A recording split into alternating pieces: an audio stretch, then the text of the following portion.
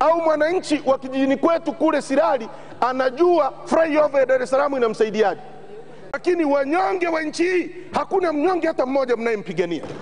Na mimi nilitegemea mpango muingie hapa, msijisifu serikali ya wanyonge. Tuambieni mlikuta wanyonge milioni ngapi, na kwa miaka mitatu mmepunguza wanyonge milioni ngapi?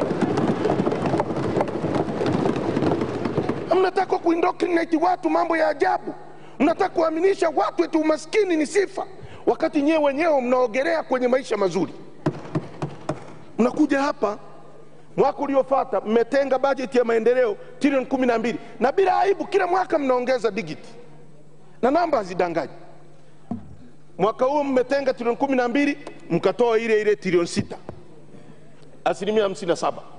Sasa mimi najiuliza, hizo pesa mpango mnazotuambia mmekusanya kuliko wote, mnalalia au ziko wapi? Kwa sababu kwa wananchi hazipo, kwenye ajira hamna, kwenye barabara hatuoni, kwenye halmashauri leo mnaondoa capital development grant, local government capital development grant mmeiondoa kwa sababu kila siku inawaletea kweli. Hamjapeleka hata shilingi 100. Tarime mwaka 2016 mkupeleka, 17 mkupeleka, 18 mkupeleka. Pesa zote tunazofanya